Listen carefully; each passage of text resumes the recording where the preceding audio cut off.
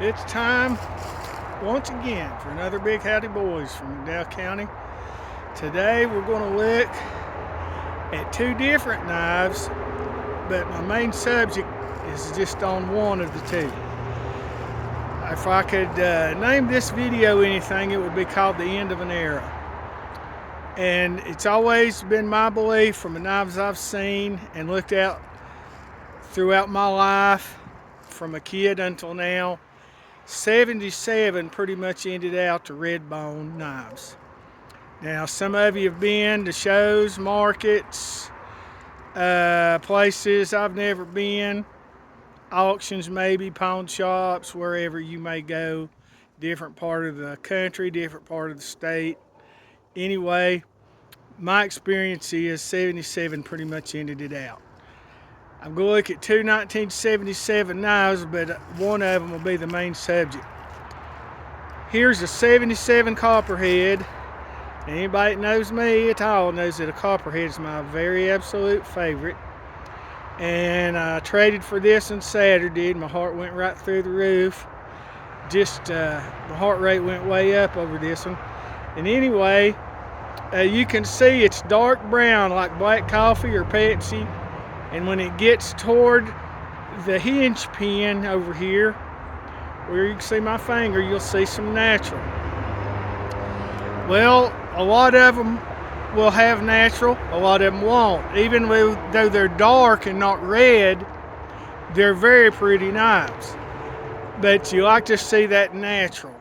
Well, here's another knife, the main subject of this video today, and it's a 6375 Moose. Now, a 75 frame is the same frame they use on a jumbo Stockman.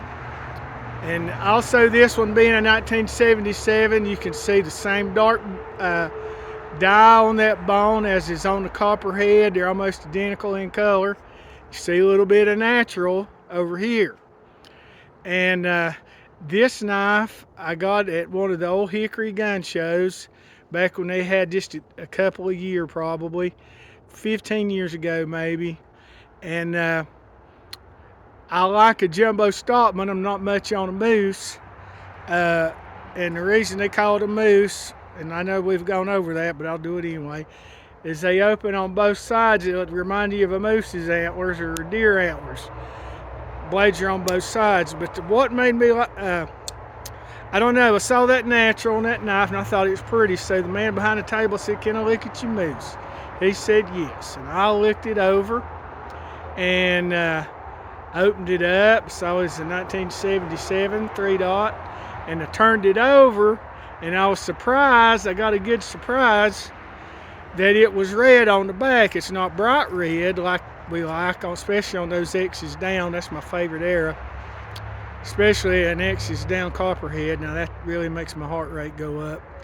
But anyway, you can see whoever put this knife together that particular day must have had a few red handle slabs left over because he put this red on the back.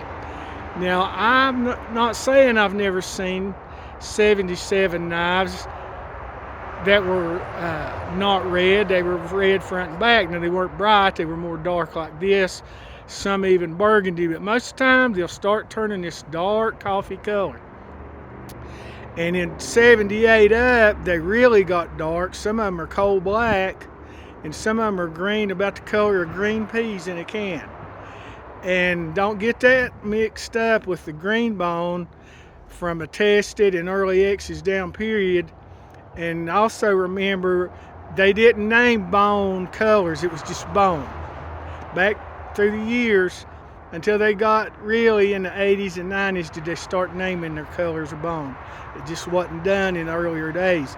But anyway, I guess the lesson is in this is always try to look them over because you never know what you're going to find.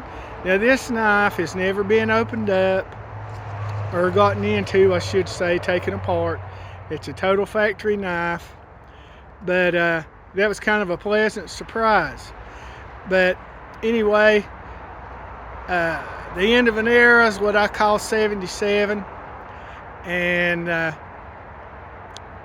that's really, that's, I kind of went blank there for a second because that's the year I graduated and had a lot of good days back then, and I think about it a lot. I wish my daughters and my grandson could see a few of those days and nights from 1977 and a year or two before and after. But anyway, this video is a little bit shorter. I've been needing to make them shorter anyway.